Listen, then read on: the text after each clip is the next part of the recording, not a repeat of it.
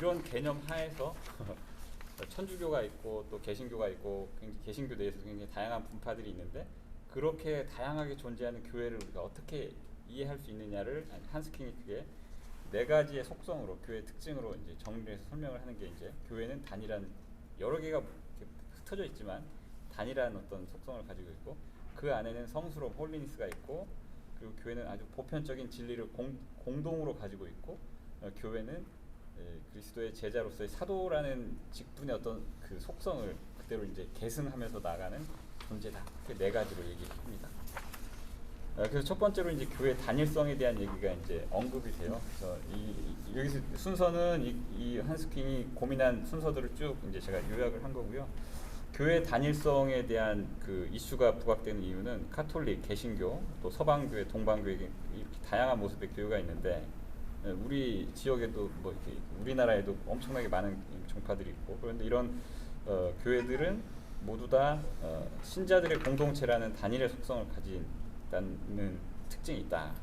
그렇지만 단일성을 강조하지만은 개교회성 또한 있기 때문에 이미 현존하고 있기 때문에 개별 교회라는 그런 그 특징은 인정을 받아야 되는 그런 얘기를 하고 있습니다. 다만 이제 교회라는 점에서는 모두가 단일한 어떤 그 체계를 가지고 있다. 그러니까 단일한 속성을 가지고 있다. 왜냐하면 믿는 사람들이 모여서 이제 있기 때문에 그래서 그들이 카톨릭이라는 형태를 가지고 있고 또 개신교라는 형태를 가지고 있어도 다 교회다. 단일한 교회다 이렇게 얘기를 하는 거고요. 보편성과 관련돼서는 이 앞에 교회란 무엇인가에 대한 앞단의 정의에서 계속 나왔던 이제 그 예수님 없이 교회가 없다라는 그 십자가와 부활의 복음 그게 이제 핵심이 모든 교회에 이제 있다는 얘기죠. 그래서 카톨릭과 개신교 신앙과 관련되어서도 모두가 교회는 복음에 기초한 그런 속성을 가지고 있다. 이게 이제 보편 교회다. 그런 얘기를 하는 게 이제 교회의 두 번째 특징입니다. 세 번째 이제 성성인데 교회는 인간들로 이루어진 교회이자 하나님의 은총으로 이루어진 하나님의 교회이기 때문에 교회는 죄인 공동체 그리고 의인 공동체가 공존하는 것이 교회다. 그리고 교회의 지향성은 결국에 이제 하나님께서 우리에게 원하시는 거룩함의 회복 이게 교회의 지향점이 있고 그게 이제 성성으로 교회가 가지고 있는 특징이다 라는 얘기를 하는 겁니다. 그래서 요게 이제 그 박스로 친 게 이 책에서 한스킹이 이제 표현한 건데 교회는 하나님의 영과 악의 세력의 싸움터로 그 전선은 단순히 거룩한 교회와 속된 세상 사이가 아니라 바로 하나님의 사죄 은총이 미치는 죄인의 가슴을 가로지르고 있다. 죄악은 교회의 본질에서 나온 것이 아니라 교회를 침입하면서 그 안에 죄악이 있는 것처럼 보이게 만든다. 이렇게 얘기를 하는 겁니다. 그리고 교회는 그리스도의 거룩함의 약속에 그 성스러움의 핵심이 있는 거고 현재 교회는 미래를 지향하면서도 현재 세상 속에 있고 그 역할이 있는 것이 바로 그 교회다. 그래서 교회가 세상에 있듯이 성도도 교회 세상 속에 성도 또한 있고 다만 거룩하게 구별되어 교회의 역할을 하는 것이 바로 교회가 가지고 있는 성성의 어떤 본질이나 아니면 특징이다 이렇게 얘기를 합니다. 그리고 교회가 가진 거룩함의 근거는 교회는 이제 그 죄를 지은 죄인들을 불러서 그들에게 이제 회개를 하도록 하는 그런 거기 때문에 회개와 새롭게 된 쇄신 이게 이제 교회의 거룩함의 근거고 이것이 바로 믿는 자들에 대해서 하나님이 요구하는 것이다 라고 하는 겁니다. 그래서 우리는 믿음으로 교회의 거룩함과 완전함을 안다 이렇게 이제 한스킹이 표현한 거예요. 하나님의 은총이 계속되기 때문인데 이것이 교회에 대한 믿음이다. 그래서 교회를 우리가 처음에 이제 교회는 믿음의 대상인가 아닌가를 얘기를 할 때 교회는 믿음의 대상은 아니다 이렇게 얘기를 하면서도 우리가 교회를 믿는 이유는 우리가 끊임없이 죄인들이 모였지만 죄인들이 끊임없이 거룩함을 지향하면서 성성을 유지하고 또는 갖춰가기 위해 노력하는 그런 존재라는 점에서 교회를 믿는다는 게 이제 한스킹이 성성의 핵심인 것 같습니다. 다음 편이 이제 마지막 논쟁이 되는 이제 사도성인데 교회는 이제 다양한 형태로 존재하지만 하여간 보편적이고 그다음에 단일성이 있고 또 성스러움을 간직하고 또 확보하기 위해서 노력하지만 교회가 운영되는 과정에서 또는 교회가 하는 역할 속에서 이제 사도성이 우리가 있다라는 얘기입니다. 그때 사도는 한스킹 표현에 의하면 예수님의 십자가와 부활을 직접 목격한 사람들이 사도다. 그래서 이들은 예수님께 직접 가르침을 받은 사람인데 한스킹의 표현에 의하면 사도는 이례적이고 사도가 다 순교하시고 또 죽었기 때문에 사도들의 죽음으로 사도는 이제 사라졌다는 거죠. 그렇지만 사도는 사라졌지만 사도들이 담당하던 과업은 교회를 통해서 남아서 쭉 계승이 됩니다. 근데 이제 이럴 때 이 사도성의 쟁점은 과연 누가 사도적 직분을 계승하는가 여기에 있는데 한스킹의 대답은 명확하게 교회가 사도성을 계승하는 존재다. 그래서 교회의 속성의 마지막 속성으로 사도성을 제시를 합니다. 그래서 교회가 사도의 직분을 계승하는데 모든 교회가 사도의 기초공사에 의해서 지어진 성령님의 성전이다. 그래서 온 교회가 사도들의 봉사에 의해서 결합된 그리스도의 몸이고 사도들이 봉사한 교회에 사도들의 전권적인 봉사가 계승되어 있다.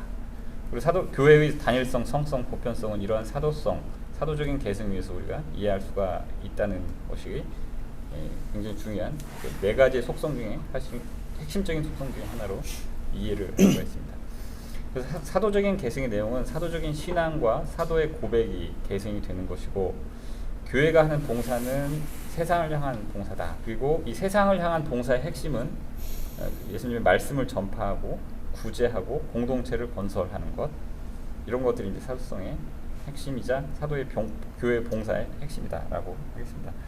네 가지 교회 기본 차원에 대한 동의가 필요하긴 한데 이제 다들 요거에 대해서 받아들이거나 이해해야 되는데 이때 가장 중요한 문제는 사도성이 있고 이 사도성을 어떻게 바라보느냐 또 이해하느냐 아니면 어떻게 사도성이 발현되느냐에 따라서 교회 분열의 가장 중요한 설명 요인이자 그 발현 양태가 되는 것이 바로 사도성이라고 하겠습니다. 그래서 하나여 거룩하고 보편적이며 사도적인 교회의 외적 구조는 무엇이고 이에 대한 교회의 직무는 무엇을 의미하는가 이게 이제 교회 구조와 기능에 대한 여러 가지 이제 모습들을 설명하는 것이고 그리고 이것의 핵심은 나중에 얘기하는 이제 사목봉사 뭐 목사님이나 아니면 장로님 이런 직분에 대한 봉사가 핵심 그 교회를 구분하는 핵심이 된다고 지적을 하는 겁니다. 그럴 때 이제 교회 내에서 하는 봉사 앞에 이제 사도성의 핵심이 봉사라고 얘기를 했는데 그 봉사와 관련돼서 크게 두 가지 쟁점이 있다고 할 수 있습니다. 하나는 이제 일반 사제직에 대한 얘기, 또 하나는 이제 사목봉사에 대한 얘기. 근데 우선 이제 일반 사제직에 대한 얘기를 먼저 쭉 전개를 합니다. 그래서 사도는 예수님의 부활을 증언한 사람이고, 그리고 이제 사도행전에 우리와 더불어 예수께서 부활하심을 증언할 사람이 되게 하여 하리라. 이런 말씀에 표현이 되어 있는데요. 처음에는 교회 내 봉사자들이었지만 시간이 지나면서 교회 특정 직무를 담당하는 담당자로 전환을 하게 됩니다. 그래서 신앙 공동체가 나중에 이제 교계론, 교내 계층, 직위 이런 걸로 변질되는데 원래는 직무 담당자가 본질적으로 성도이고 직무는 그 사람이 뭐 성도이면서도 집사, 성도이면서 장로 이런 것들이 2차적인 또는 3차적인 것이라고 이제 표현을 하면서 직무와 교회의 관계의 출발점은 결국에 예수님이다. 예수님만이 유일한 하나님의 백성의 대리자이며 중재자인데 그렇기 때문에 모든 백성은 이제 그리스도의 사제라는 일반 사제직의 개념이 여기서 등장을 합니다.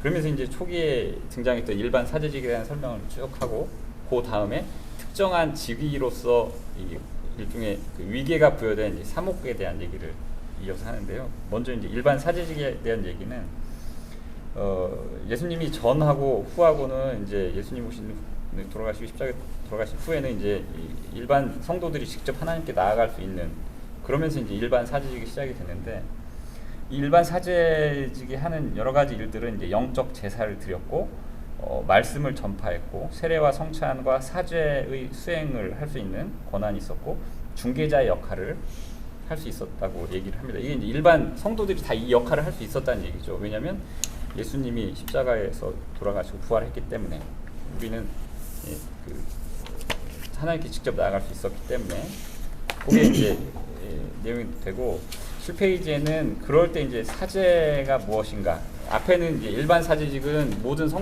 일반 성도들이 다 할 수 있는 그런 일반 성도가 일반 사제가 되는 것이고 그 사제의 기능들은 그러니까 일반 성도들도 사제의 역할을 다 할 수 있는데 그러면 특별히 구별된 사제는 무엇인가 거기에 대한 얘기가 이제 7페이지부터 쭉 간단하게 우선은 설명이 됩니다. 사제는 교회 내 직무의 담당자인가 요게 이제 직무형 담당자가 등장을 하면서 이제 이 일반 사제직이 조금씩 쇠퇴를 하는데, 그 박스에 한스킹이 이렇게 표현합니다. 점차 성찬식이 사제적 백성 전체의 공동 식사로서보다는 공동체 지도자가 공동체를 위해 드리는 일종의 새로운 제사로 오해되기에 이르러서야 공동체 지도자를 백성, 사제적 백성과 대립된 의미로 사제라고 부르게 되었고, 그 결과로 더욱 구약의 사제단, 제사장 사상과 관점이 신약의 사제들에게 적용되게 이르러서 그 이후부터는 구별된, 일반 사제와 구별된, 일반 성도와 구별된 직분자들이 이제 등장을 하게 됐다는 얘기죠. 그래서 이 과정을 이렇게 설명을 하더라고요. 처음에 성찬이 이제 식사를 나눔, 예수님의 살과 피를 나눔에서 시작되다가, 이 성찬을 초기의 사람들이 이제 제사와 같이 굉장히 신성하고 구별된 이 의식으로, 우리가 뭐 하이델베그 요리문답을 보더라도 이제 성찬이란 무엇인가에 대한 굉장히 엄격한 이 형식성이나 이런 것들이 강조되는 것처럼 제사처럼 인식이 되는 과정에서 일부의, 그럼 이제 사람들이 많이 모이잖아요. 그러면서 이제 일부 성찬을 인도해야 되는 사람들이 필요했고, 그리고 그 일을 누가 할 것인가를 정하다가 좀 오래 다닌 사람, 또 이렇게 교리에 밝은 사람, 그런 사람들이 이제 공동체 지도자처럼 예수님의 성찬 제사를 대행하는 제사장의 역할을 이제 하게 되면서, 나중에 시간이 지나면서 이렇게 이제 대행하던 사람들 중에 그래도 최고의 조금 영향력 있는 사람을 뭐 주교든지 아니면 감독이든지 이렇게 호칭을 하면서 이게 계층화가 되고 이게 생겼다, 이런 얘기를 합니다. 그러면서 이제 사제들과 주교라고 하는 일종의 성직주의, 교회 내 성직주의가 자리를 잡게 되고, 그 과정에서 일반 사제직 성도들의 일반 사제직이 쇠퇴하게 되었다라고 얘기를 합니다. 그래서 이렇게 설명을 합니다. 그러나 오직 공동체 지도자들만을 사제라고 생각하며 이교도적, 유대교적 관념들에 집착하면서 새삼 그들을 특별히 구별된 신분계층으로 삼고, 하나님과 인간 사이에 세워진 사제직 백성과 하나님의 직접 관계를 가로막게 한다는 것은 유일한 중개자요 대사제인 예수 그리스도와 모든 그리스도 신자의 일반 사제직에 관한 신약 성서의 메시지에 완전히 어긋난다, 이렇게 이제 표현하면서, 이렇게 일반 사제직이 쇠퇴하고 직무 담당자로서의 사제가 지나치게 강조되는 부분들이 성서적이지 않다라는 지적을 한스킹이 하고 있습니다. 그러면서 이제 하여간 일반 사제가 있고 사제가 있는데, 그리스도를 본받는 봉사, 이 교회 내 봉사는 무엇이냐를 이제 설명하면서, 교회 내에서 이제 결국에 이제 사제가 등장하면서 사제와 성도와 같은 이제 일종의 구분된 계층 관계가 생겨났는데, 이런 교회 내 사제와 성도 같이 지배 관계를 담지 않은 역할을 수행하는 명칭은 굉장히 중요해졌다라는 얘기를 합니다. 그래서 신약성서 시대 교회 내 지배 관계를 연상시킬 가능성이 전혀 없이 공동체 내 개인의 특별한 지위와 기능을 포괄적으로 표현하는 말이 있는데, 요거 이제 디아코니아, 봉사다. 이게 디아코니아가 이제 뭐죠? 선생님이 지난번에 말씀하셨는데, 식사 때 서빙하는 그런 기능을 이제 봉사 기능, 디아코니아 이렇게 얘기를 하더라고요. 그래서 이 얘기는 뭐냐면, 그러니까 사제가 있고 일반 사제직이 있는데, 그들의 역할과 무관하게 그들을 모두 이제 실제 교회가 교회로서 기능하도록 하는 것, 교회가 사도적인 사도성을 계승하도록 만드는 건 직분이 아니라 그들이 담당하고 있는 봉사로서의 활동이다, 이 얘기를 강조하면서 하는 거예요. 그래서 결국에 누가 실제 직업적으로 사제가 됐든지 아니면 감독이 됐든지와 상관없이, 실제 핵심은 교회를 통해서 구현되는 사도성의 핵심은 예수님을 본받는 봉사이고, 성찬식이나 아니면 세례식도 다 예수님의 봉사를 본받는 그런 활동이기 때문에 결국에 이제 이 직분의 핵심은 이제 그리스도를 본받는 봉사라는 것이죠. 그래서 그리스도가 제자들에게 보여준 모습은 이제 다양하게 있지만, 그중에 특별히 이제 성찬이란 예식, 또 그런 것들인데, 저는 요거는 제가 개인적으로 생각한 건데, 그래서 아까 이제 교회가 처음에 사제직이 자리를 잡으면서 등장을 한 게, 성찬식에서 누가 성찬을 집례하느냐에 포커스가 있었고, 카톨릭도 굉장히 그거를 신성시 여기기도 하고 중요시 여기는데, 저는 신약 성교서에 예수님이 마지막에 했던 행동 중에, 물론 성찬식도 중요하지만 세족식 또한 굉장히 중요하다고 생각이 들더라고요, 이 말씀을 읽으면서. 그래서 이게 중요한 여러 가지 예수님이 했던 봉사들이 있는데 이 중에 특정한 거를 부각시키고 특정한 부분은 실제 교인에서 구현되지 않는 그런 모습들을 보면 이게 조금 그러니까 그 봉사에 대한 얘기들 또 사도직에 대한 얘기 그런 것들을 조금 본질적으로 다시 한번 생각해 볼 수도 있겠다 이런 생각을 뭐 간단하게 해봤습니다. 그때 이제 디아코니아에 대한 얘기를 하는데 디아코니아는 온전히 자기 인격을 다 바쳐서 타인을 지향하는 봉사다. 그리고 이 디아코니아가야말로 예수님의 제자가 되는 데 있어서 결정적으로 중요한 점인데 봉사의 뿌리는 사랑인 것이죠. 그래서 교회 내에서 직분의 핵심, 직분이 가지고 있는 의미의 핵심은 결국에 이제 사랑과 봉사에 있는 것이지 그것이 이제 위계를 가지고 어떤 거를 이제 뭐 통제하거나 이렇게 지배하거나 그런 관계는 전혀 아니라는 점을 분명하게 지적을 합니다. 그러면서 이제 봉사의 구조, 교회 내 봉사의 구조를 쭉 설명을 하고 있는데요. 이게 굉장히 중요한 거는 직분이 나눠 있어도 실제 그 직분 너머에 있는 것이 무엇인지를 이제 이 봉사의 구조를 통해 설명을 하고 있다는 점이 굉장히 의미가 있습니다. 그래서 교회 내에서 뭐 우리가 집사의 직분이 있고 뭐 장로의 직분이 있고 감독의 직분이 있고 뭐 교사의 직분이 있고 뭐 목사의 직분이 있고 뭐 다양한 직분들이 있는데 그건 결국에 디아코니아가 본질이고 그렇기 때문에 그 직분이 그러니까 직분이 가지고 있는 기능은 기능은 집사고 장로고 뭐 목사지만 그 기능이 지향하는 핵심 그 결국엔 저는 이제 거룩함의 본질이라고 보는데 교회는 이제 거룩한 성성을 가지고 있기 때문에 그 거룩함의 본질은 다른 일을 섬기는데 그 거룩함의 본질에 닿아 있어야지 그 직분 수행 그 직분이 가지고 있는 그 의미나 거기에 이제 핵심이 있지 않다는 부분을 이제 한스킹이 여기서 얘기를 하고 있는 거. 그렇기 때문에 여기서 얘기한 카리스마 은총에서 기인한 은사죠. 은사는 디아코니아와 연계되어 있습니다. 그리고 집사도 은사고 장로도 은사고 감독도 은사고 교사도 은사고 목사도 은사인데 각각 다른 은사인 것이죠. 그렇지만 그 각각의 은사가 지향하는 바는 결국에 이제 디아코니아다. 저는 그런 점에서 사실은 세족식이 굉장히 와닿더라고요. 요걸 딱 읽으면서 성찬식도 중요하지만 예수님이 그러니까 이렇게 모였을 때 다른 곳은 다 깨끗해졌지만 네 발은 더럽지 않냐? 내가 발만 깨끗이 씻겨주면 너는 다 깨끗해지는 것이다라고 했던 그게 결국에 우리가 그 마음을 가지고 이제 교회에 나오고 교회가 지향하는 바가 그것이어야 되지 않나 그런 생각이 들었다는 얘기예요. 그래서 카리스마가 가지고 있는 두 가지 초점이 있다고 얘기를 합니다.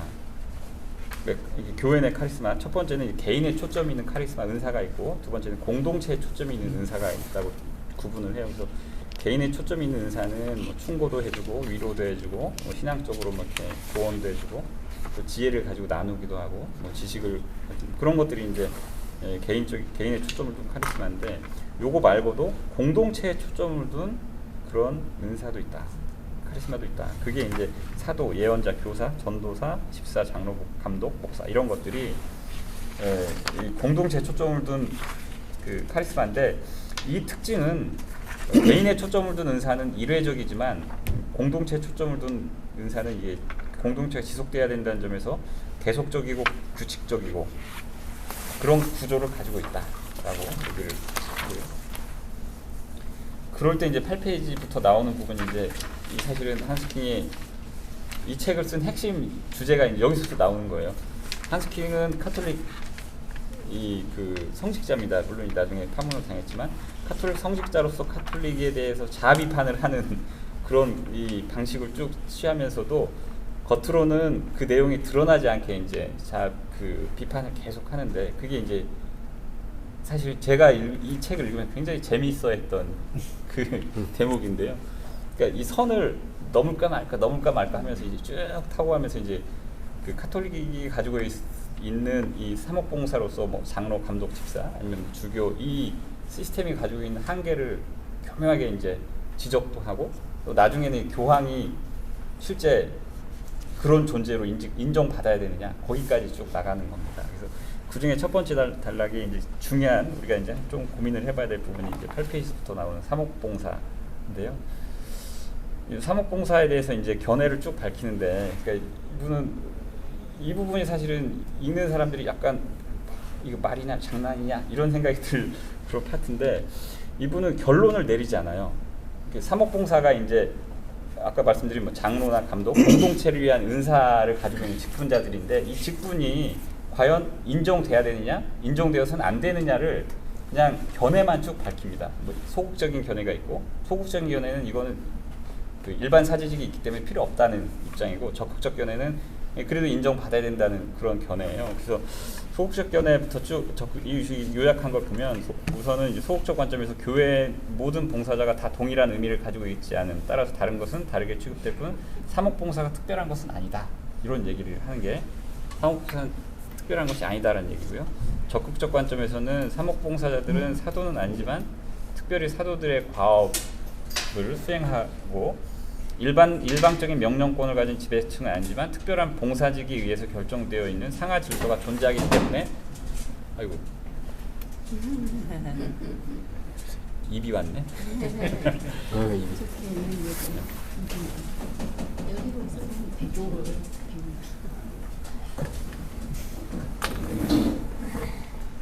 그래서 하여간 예, 소극적, 적극적 견해를 쭉 얘기하면서 이 결론을 내리지 않습니다. 그래서 이거는 실제 우리들이 한번 고민을 해볼 만한 주제를 던지는 거예요. 그리고 이제 또 사목봉사에 대한 소극적 관점은 직무서열의 3분법, 이게 장로, 감독, 집사, 이게 오래전부터 있었지만 신약성서를 근거로 체계화한다는 것은 불가능하고 본래 은사에 따른 봉사직의 서열이지 이게 계층이나 뭐 위를 넘어서지 못하는 뭐 그런 계급의 구분은 아니다, 이렇게 얘기를 하는 거고요. 적극적 관점에서는 봉사직 3분에 의한 역할 구분은 발전의 문제이자 사목 한목적성, 그리고 이제 목적 달성을 위한 기능, 그 사목이 왜 존재하느냐, 사목이 존재하는 목적을 달성하기 위해서 이 3분법이 이게 의미가 있다라는 거라고 저희 이해를 하는데, 사목 한목적성의 문제고, 사목은 주위의 다른 협력자들, 이 사람들이 있고 이들과의 관계에서 고유의 본래적인 권한을 가지고 있다. 그래서 협력자들에게 협력을 요구하는 권한이 본래적으로 존재하기 때문에 사목은 다른 카리스마와 본질적으로 다르다, 이렇게 얘기하는 게 적극적 관점이고, 소극적 관점에서는 목자들만 영을 가진다고 자처해서 다른 사람의 영을 억제하게 되면 교회 내 자유로운 은사, 이 자유로운 은사는 성령님의 자유로운 역사가 이제 은사로 표현되는 것이죠. 그런 성령님의 자유로움을 사람이 억압하게 되는, 그래서 비성서적으로 정하고 독점하게 되는 그런 문제가 있는데, 이건 결국엔 직무의 절대화가 나타나는 문제가 있다. 적극적 마지막 관점은 각 개인은 누구나 자기에게 주어진 은사에 따라 사도적 후계자의 지위에 있고, 사목봉사직만 있는 게 아니라 뭐 다른 여러 가지 은사도 있기 때문에 그런 점에서 보면 사목봉사는 다른 여러 가지 은사와 다른 구별된 어떤 것으로 이해할 수도 있다, 이런 얘기를 하는 겁니다. 그래서 보면 이제 이 뒤에 나오는 이 밑에 있는 구절들은 이제 그 다양하게 이제 그 성서에, 성경 말씀에 나와 있는 그 직분에 대한 얘기들을 또 한번 정리해보고 한번 읽어보시면 좋겠습니다. 그 다음에 나온 게 이제 하여간 결론을 내리지 않아요. 사목봉사의 그 특별함에 대해서. 두 번째 이제 사목봉사와 관련된 중요한 이슈는 이제 사목봉사와 공동체에 대한 부분인데, 이것도 이제 그 다양한 견해들을 제시하면서 결론은 내리지 않습니다. 그래서 안수에 의해서 목자들이 계승하는 사도직, 이게 목자들 계승이에요. 안수에 의해서 사도직이. 사도 정신에 의해서 활동하는 신앙을 전제로 하며 과오와 오류 가능성이 배제되어 있지 않기 때문에 신앙인들 전체를 통한 시험이 요구되었던 것이 바로 옛날부터 있었던 이 사목 봉사에 대한 인정입니다. 그가 주교가 되거나 아니면 신부님이 되거나 그 과정에서는 무엇이 필요하냐, 뭐 그런 얘기들을 쭉 하는데, 뭐 소극적 관점과 적극적 관점으로 나눠져 있어요. 소극적 관점은 인간의 인격성을 도외시하고 하나님의 은총도 도외시하여 오직 교계적인 직무를 기계적으로 계승하는 고립적 계승은 신약성서에 근거한다고 주장할 수 없다. 반대로 사목봉사직 권한도 단순히 공동체의 권한으로서 일반 사제직에서 유도될 수도 없다, 라는 부분이 이제 첫 번째로 얘기를 하는데, 적극적, 그러니까 사실은 그 쌍무비교처럼 이렇게 되고 있어요. 그래서 곧 소극적 관점을 잘 이해하려면 적극적 관점을 잘 읽어보면 앞에 게 이해되고 이렇게 됩니다. 적극적 관점인 경우 사목봉사와 공동체를 연관시키면서 구분한다는 것은 중요한데, 일반 사제직을 배경으로 함으로써 안수에 의해서 이루어지는 공동체 자체에 대한 공적 봉사의 특별한 소명을 이해할 수 있기 때문에 공동체 내에서 사목봉사가 이렇게 구별된 것으로 이제 이해를 할 수 있고 그렇다, 그런 얘기를 하는 겁니다. 그리고 이제 그 밑에 나오는 그 별표 3개는 요 적극적 관점을 옹호하는 뭐 논거처럼 쭉 제시를 하는 거고요. 다시 이제 소극적 관점에서는 교회 봉사직이 공동체를 위해 있는 것이지 공동체가 봉사직을 위해 있는 것이 아니기 때문에 그 관계를 정립을 잘 해야 된다라는 거고, 적극적 관점에서는 사목봉사직은 특별한 파견을 받아서 공동체 앞에 나선 것이므로 하나의 우선권을 가지고 있는데, 이 권위로부터 처음부터 목자는 목자임이 공동체 앞에 증명되며 공동체를 위한 공적 봉사의 권한이 주어져 있는 사람임이 합법화된 것이다. 이런 얘기를 하면서 이제 특별한 것으로 이제 인정을 해야 된다라는 얘기를 하는 겁니다. 여기서 결론을 내리잖아요. 한번 생각해봐라. 합리적으로 생각할 때 이게 맞냐? 그런 것들을 이제 굉장히 과감하게 던지는 것 같습니다. 두 번째는 목자들의 사목봉사와 사도계승의 다른 길들의 허용을 할 것이냐. 신약성서의 교회에서 존재한 모든 가능성이 원칙적으로 열려 있어야 된다는 얘기인데, 소극적 관점과 이것도 적극적 관점이 나눠지세요. 팔레스티나 전통에 의하면 규정된 제도적 직무 질서를 절대화해서는 안 된다. 요건 이제 요거는 사실 약간 아마도 종교가 다르기 때문에, 카톨릭이기 때문에 저희가 이해하기 조금 어려운 부분인 것도 같아요. 그래서 제가 나름대로 그냥 생각했었는데, 개신교 체제 수용에 대해서 언급한 것 같다라는 생각이 들어요. 그래서 아니면 카톨릭 사목체계의 정당성을 주장하는 내용일 수도 있지만, 그러니까 목자들의 사목봉사와 사도계승의 다른 길들, 그러니까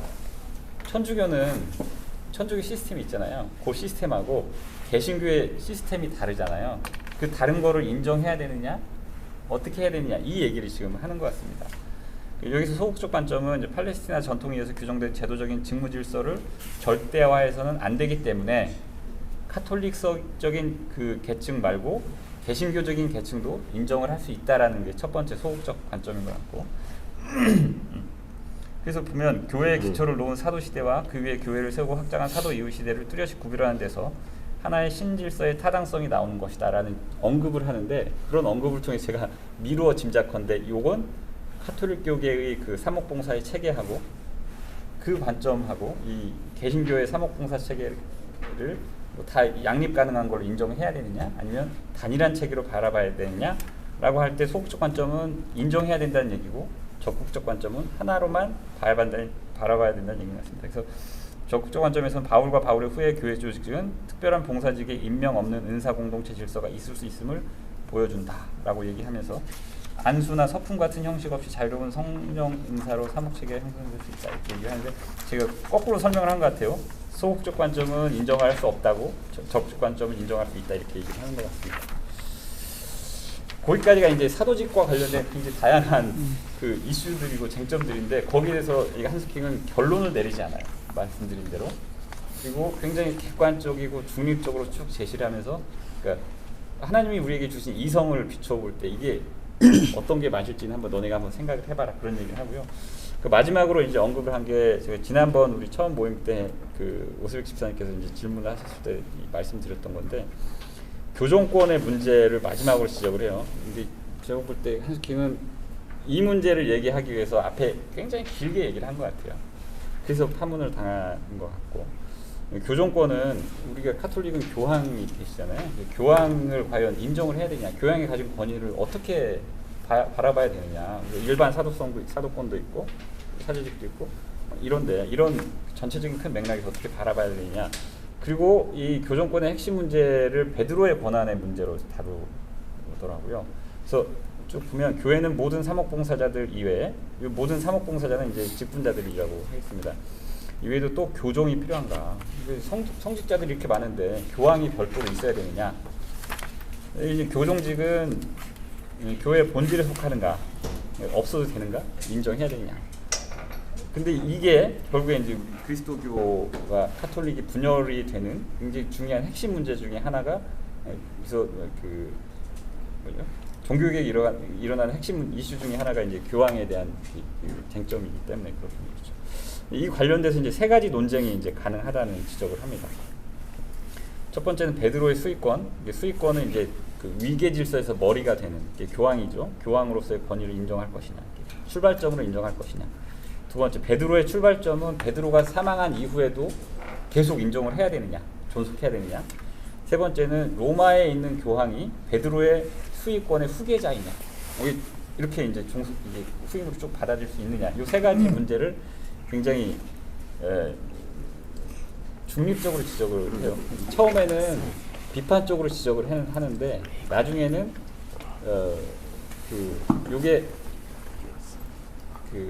실제 놓고 보면 성서적으로만 보면 이거를 인정할 수 있다라는 주장을 합니다.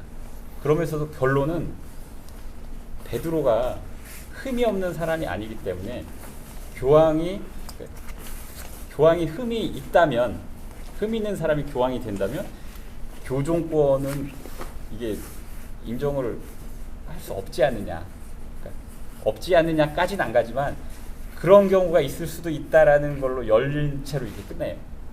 그러니까 두려운 거죠. 주장을 하기가. 그래서 하여간 그렇게 끝내는데 그 출발은 마태복음 16절 18절에 있습니다. 또 내가 내게 이르노니 너는 베드로라. 내가 이 반석 위에 내 교회를 세우리니 음부의 권세가 이기지 못하리라. 그래서 베드로가 이제 교회 반석이고 출발이 된 것이죠.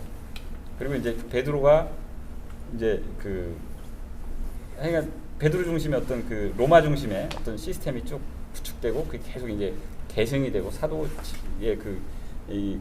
교종직이 전승이 되는데, 교종직의 그래서 핵심 논쟁은 결국에 이제 베드로성, 사도성이죠. 사목이 토대고, 영속성, 베드로의 영이 계승되느냐, 실천되느냐, 로마성, 영적 사명의 중심이 로마냐, 요 세 가지를 순차적으로 증명을 했는데, 퀸이 내린 결론은 이렇습니다. 이 박스 안에 타당성의 근거에 어디에 있든지 봉사 수익권의 성서에 의하여 봉사 수익권이 성서에 의하여 배제될 근거는 없다. 그래서 교황권은 처음부터 비성서적인 것은 아니다. 다만 이런 봉사 수익권이 성서의 기초를 두고 행사가 되고 수행되고 처리되는 한 성서적일 수 있다. 이런 얘기를 하는데, 이 말은 돌려 말하면, 그러니까 이건 성서적이긴 하지만 만약에 교황이 좀 이상한 사람이라면, 그러니까 그래서 이런 봉사수익권이 성서의 기초를 두고 행사되면 괜찮지만 행사되지 않는다면 이건 비성서적인 그런 거고, 그 교황이 완전하다고 할 수 없다.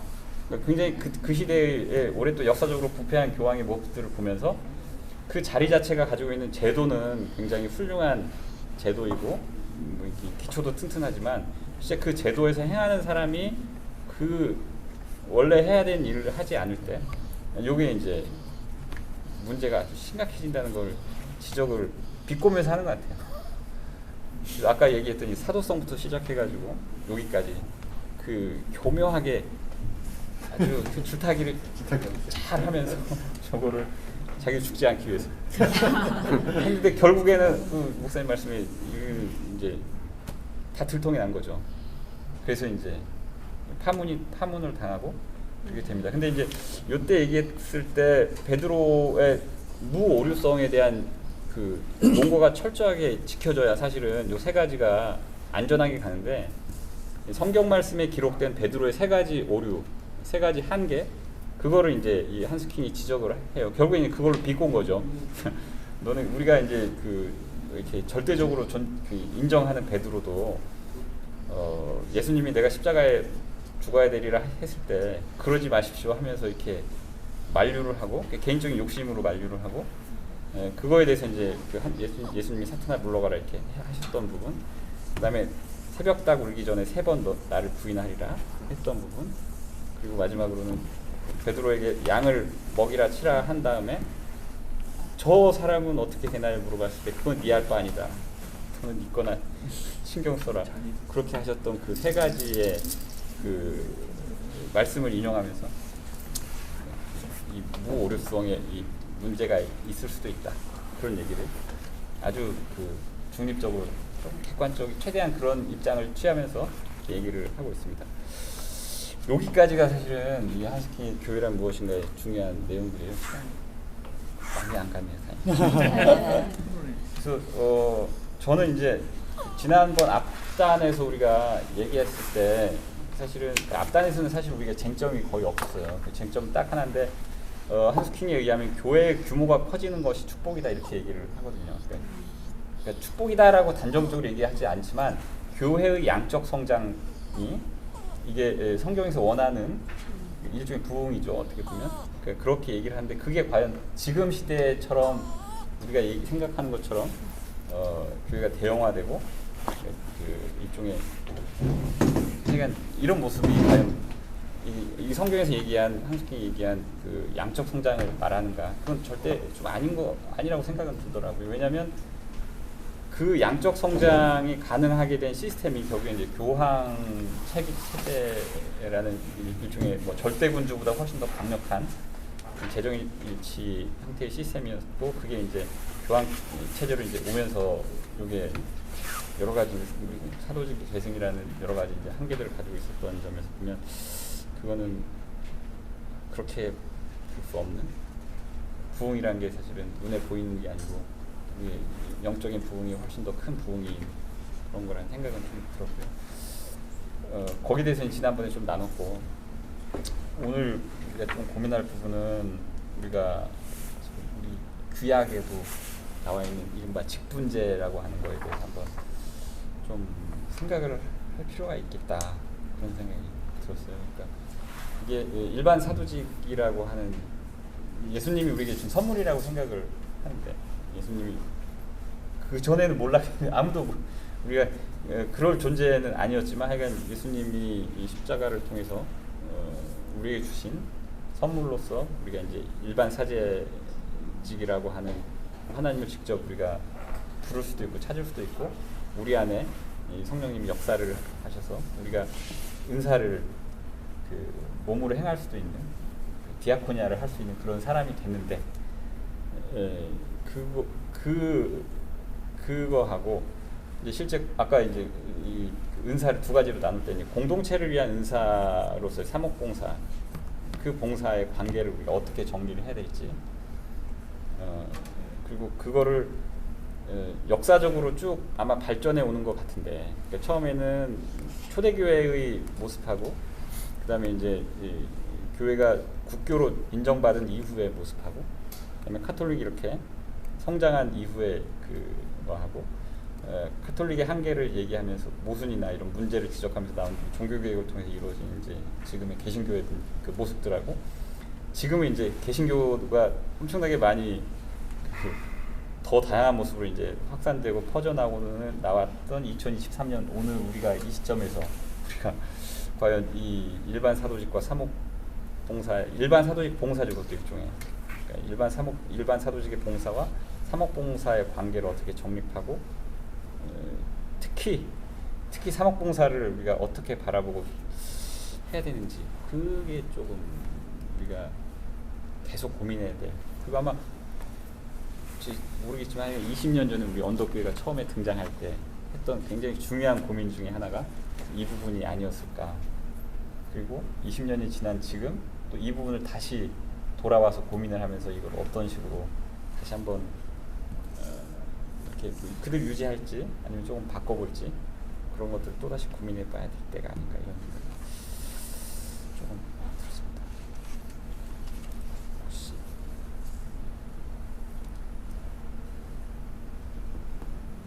어려운 주제더라고요.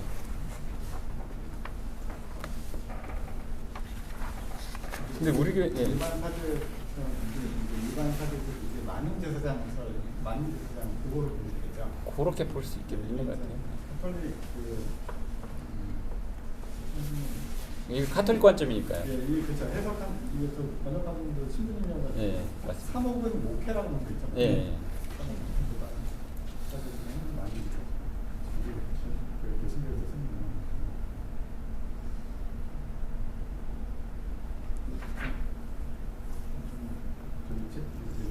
오늘 아침까지 이거 다 읽고서 정리를 하시는 거예요.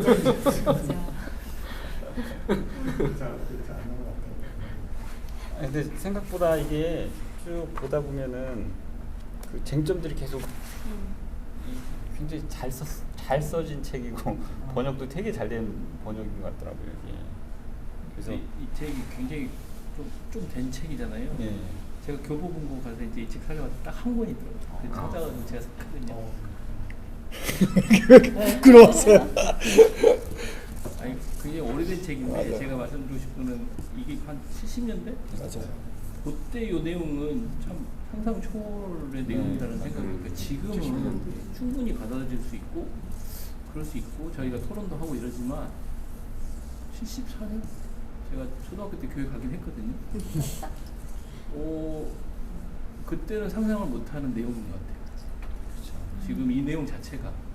그래서 지금은 뭐 말씀하신 대로 만인 제사장이나 뭐 그럴 수 있다 그러면 그 당시에 이걸 이야기했다 그러면 이게 뭐 목회 그래서 그러니까 그때는 되게 시적인 내용이어서 그런 부분들이 문화적으로나 여러 가지 여건은 쉽지 않았을 것 같은데 이제 지금은 뭐 전 세계가 굉장히 짧은 시간에 소통을 하는 시대에 저희가 살고 있다 보니까 많은 부분들이 좀 빠르게 정보 공유도 되고 그런 것들 때문에 이제 같이 토론도 하고 생각도 공유하고 이런 부분들이 되어서 지금은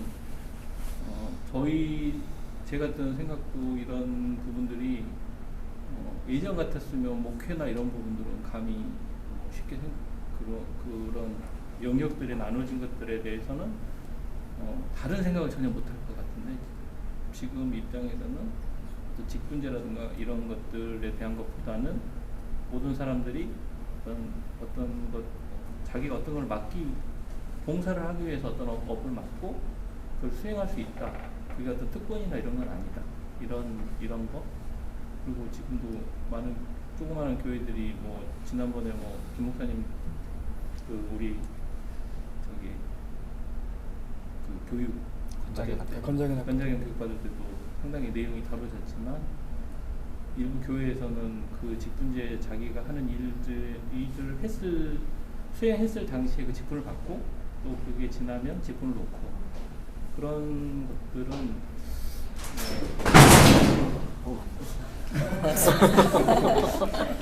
그런 것들이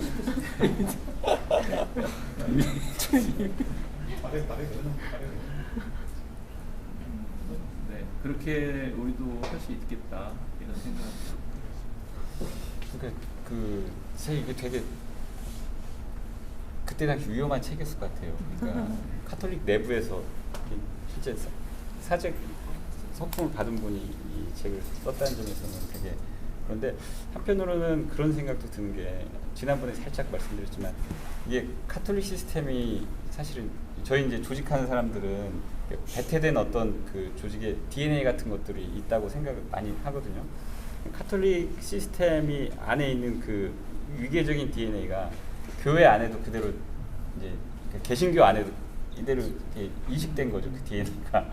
그래서 한스킹이 지적했던 그 여러 가지 이 문제, 특히 이제 교종권과 비슷한 문제들은 우리 개신교 교단 안에서 거의 유사 반복하게 이루어지는 것 같아요. 그래서 대형 교회가 처음에는 물론 작은 교회로 시작됐겠죠. 작은 교회로 시작됐지만 점점 대형화되면서 그 교육자들 많이 이제 모으고 그다음에 이제 신학교를 만들고 그 신학교 출신의 사람들로 다시 이제 그 교회에서 계속 돌아가면서 이제 비슷한 이렇게 분파 교회들을 쭉 만들어내면서 그 일종의 교종과 같은 시스템을 우리 개신교 내에서도 여전히 가지고 있다는 점에서 이 책이 우리 개신교에서도 지금도 우리가 좀 한 번쯤 고민하고 아까 용어만 조금 다를 뿐이지 똑같이 고민해야 될 그런 상황인 것 같고요. 그렇기 때문에 사실은 저는 그런 생각이 들더라고요. 읽으면서 이게 형식성이잖아요. 그러니까 물론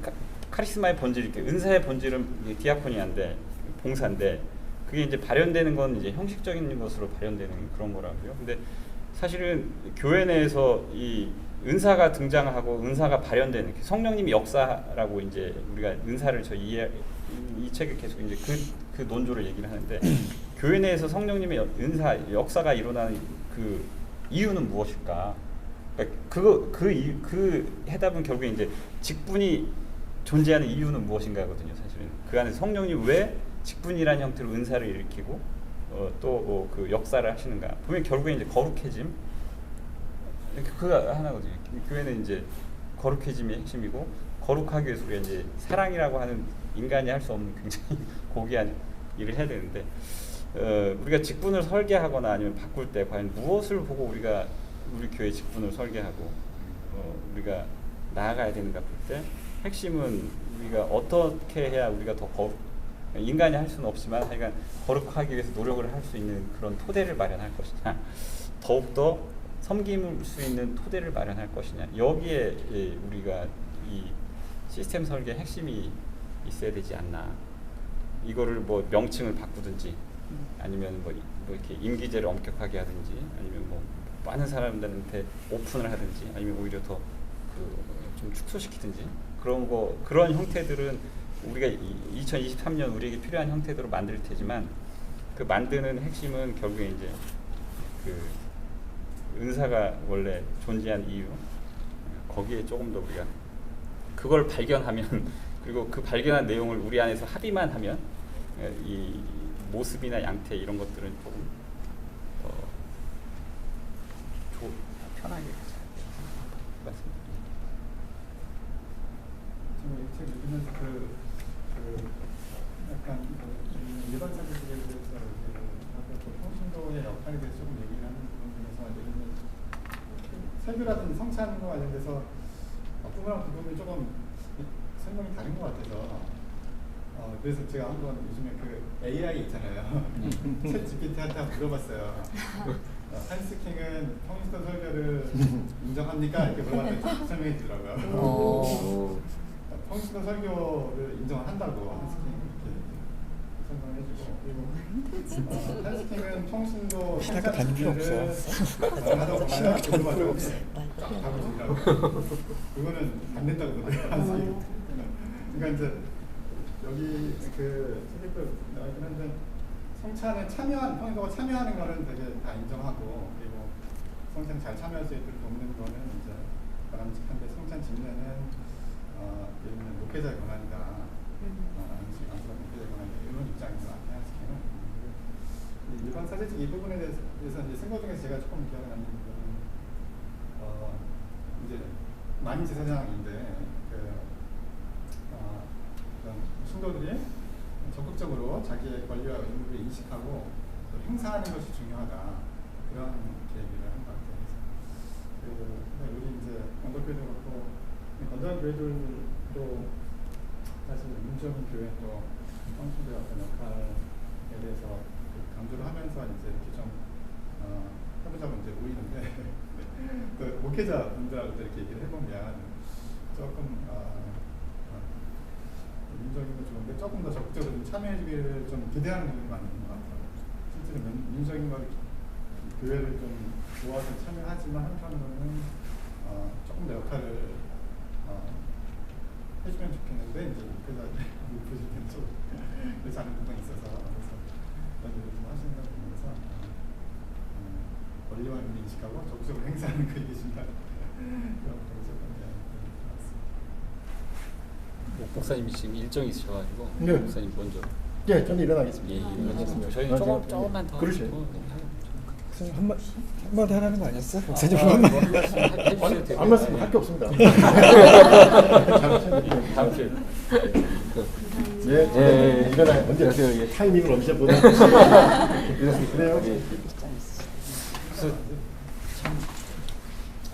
제가 유학교 이제 이제 되게 적절한 것 같아서 저도 이제 계속 들었는데, 그러니까 이게 내용이 따지고 보면 아까 양한준 목사님은 이제 80년대 뭐 이런 게 대단하다 이렇게 나오는데 저도 이제 이렇게 이제 대형 교회에서 그냥 일반적인 목사를 신격화하는 이제 그런 교회에서 이제 자라가지고 이거를 봤을 때 저도 처음 예전에 한 이제 배웠을 때 되게 충격적이었는데, 따지고 보면은 이게 예전에 이제 그러니까 이게 정말 제도화된 교회에서 이제 일반 사제직이 원래는 당연한 건데 저는 그렇게 생각하거든요.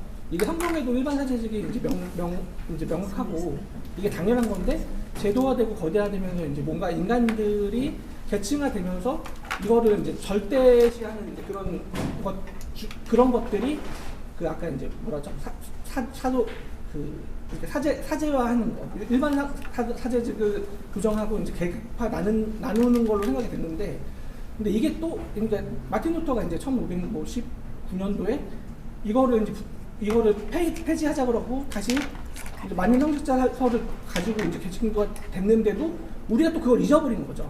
이게 교회가 이게 당연한 건데 500년 지나니까 또 잊어버려가지고 또 이제 계층화되고 대형화되니까 뭐 정말 이게 제도화되고 하니까 이게 다시 또 새로워지는 거예요. 근데 또 이게 우리가 또 깨달았는데 어느 순간 우리도 이제 또 몇 년이 되고 또 거대화가 된다면은 또 이런 문제가 계속 이제 반복될 것 같거든요.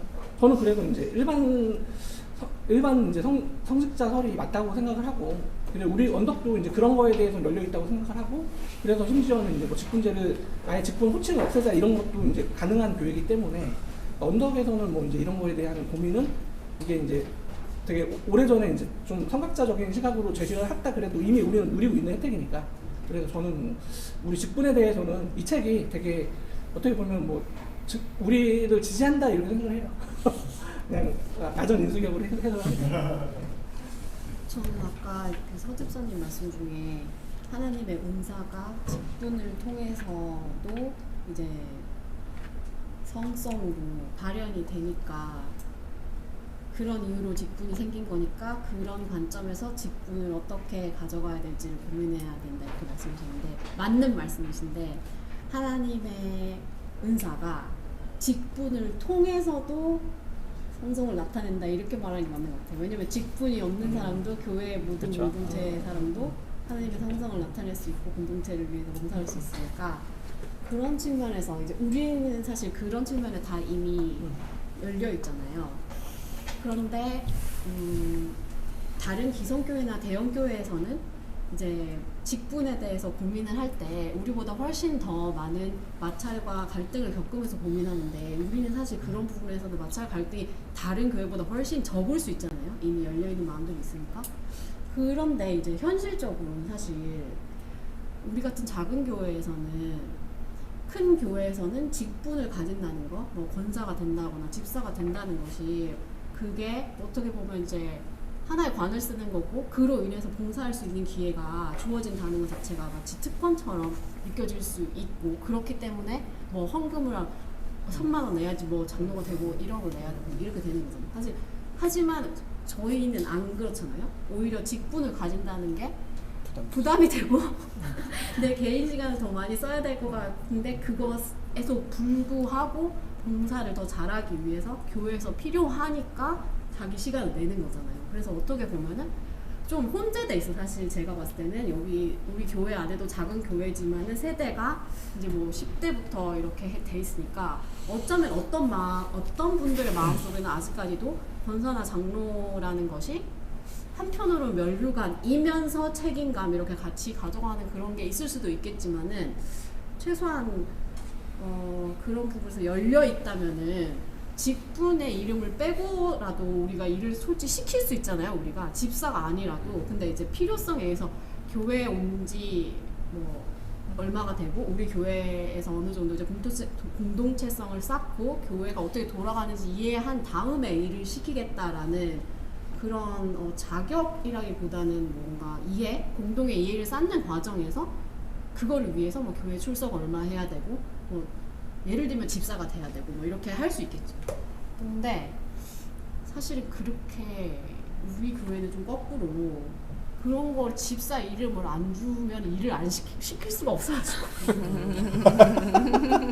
그럴 수도 있으니까 네, 집사라도 주고 시켜야 저 되는 집사 아닌데 지금 열심히 하고 있는데 지금 몇 살이에요 지금? 그런 게 있으니까 이제 저는 이제 규약 개정위원회 저도 규약 개정위원회 몇 다음 주 당장 이제 처음 2번째 모임인데